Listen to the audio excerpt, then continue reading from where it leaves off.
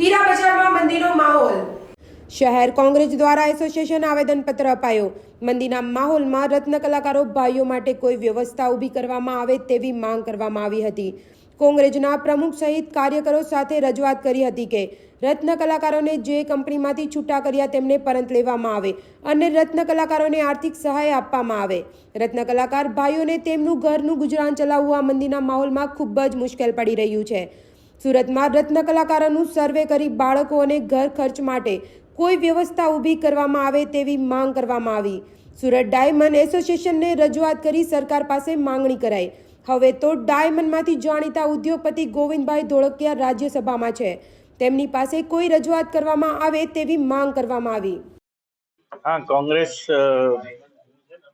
संगठन से हमारे पास रजूआत आई है और पहले और भी संगठनों ने हमसे रजूआत की है।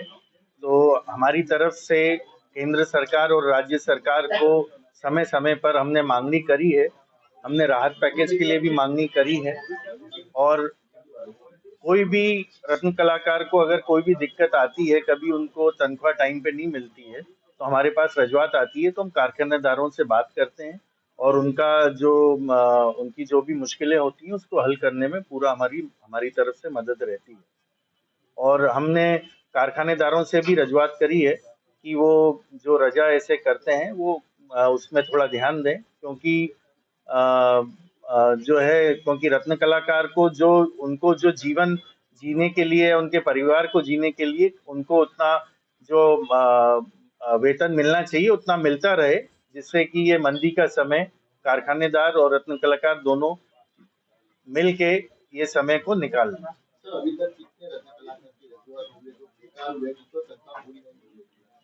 आती रहती है पर बहुत ज्यादा नहीं आई है। जब भी आती है हम उनसे कारखानेदारों से बात करते हैं।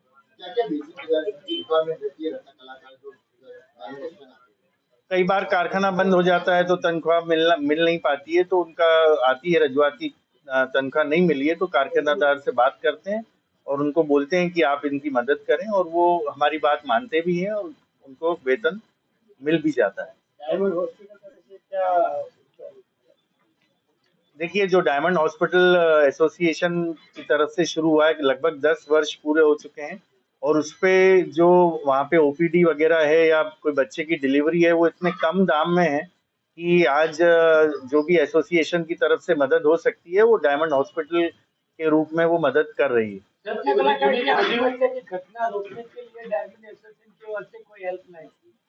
देखिए, हेल्पलाइन हमारी तरफ से ऐसे कोई हेल्पलाइन नहीं है, पर हमें जो जानकारी है कि जो रत्न कलाकार संघ है उन्होंने हेल्पलाइन शुरू करी है और वहाँ पे जो कॉल आते हैं उसका शायद वो उनको सही तरीके से समझाने की पूरी कोशिश भी करते हैं।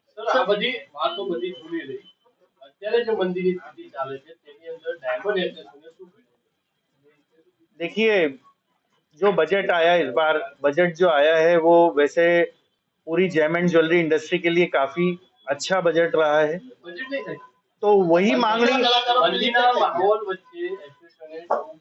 देखिए, मैं आपको एक बात बताऊं कि आप कह रहे हैं बजट जो आया उसमें हमारी जो वो जो बजट आया है तो वही तो एक पूरा जो मंदी को बाहर निकालने के लिए है। हमारे सूरत शहर कांग्रेस समिति द्वारा डायमंड एसोसिएशन संगठन ने रत्न कलाकारों ने जे हालनी मंदी में ए लोकोने छूटा करवाना, ए लोकोने पगार ना मळवानो અને રત્ન કલાકારોની આત્મહત્યા કરવાની જે ઘટનાઓ ઘટે છે તેને રોકવા માટે, રત્ન કલાકારોને મદદરૂપ થવા માટે એસોસિએશન દ્વારા ઇન્ડસ્ટ્રીયાલિસ્ટો કે કામદારો, શેઠ લોકો છે, જે કારખાનેદારો છે તે લોકો તરફથી રત્ન કલાકારોને મદદરૂપ થાય તે માટેની રિક્વેસ્ટ કરવા આવ્યા છે। અને મને આનંદ થાય છે કે એસોસિએશન પણ ખૂબ સારી રીતે સમજે છે, રત્ન કલાકારોની સમસ્યા સમજે છે અને એમને મદદરૂપ થવા માટેની એમની ઘણી બધી તૈયારીઓ પણ બતાવી છે। અમારા સૂચનોની પણ આપલે કરી છે અને અમે જે સૂચનો કર્યા છે તે સૂચનો પણ એમને સ્વીકાર્યા છે મહદઅંશે, અને અમારા સૂચનો અને એમના વિચારો એકબીજાને મળતા આવ્યા છે। કુલ મળીને પ્રાઇમા ફેસી જો જોઈએ, કુલ મળીને સરાઉન્ડિંગ જોઈએ તો અમારો ઉદ્દેશ ફક્ત રત્ન કલાકારો આત્મહત્યા ના કરે એમની જે આર્થિક સ્થિતિ છે, એમને જે પરિવારનું ગુજરાન ચલાવવું છે, તેમાં આપણે શું મદદરૂપ થઈએ એની ચર્ચા કરી છે. એસોસિએશન પણ સંયુક્ત રીતે તૈયાર છે. કારખાનેદારો, શેઠ લોકોને એ લોકો એમના તરફથી જે પણ સૂચન કરવાના હશે એ કરશે. મારા તરફથી પણ જે વાત કરી છે તે વ્યક્તિગત સમજો કે કોંગ્રેસ તરફથી કહો, અમે પણ આ સેવામાં અમારી યોગદાન આપવા તૈયાર છીએ એવી તૈયારી બતાવી છે. અને એવું કંઈ પણ હશે તો એની ટાઈમ કોલ કરશે તો 24 કલાકમાં પહોંચતો કરી કહ્યું તો ખરા. તમે 1 લાખ રૂપિયા તો બોલ્યા ને. આઈ એમ રેડી. 1 લાખ રૂપિયા. જમના ન્યૂઝ, સુરત.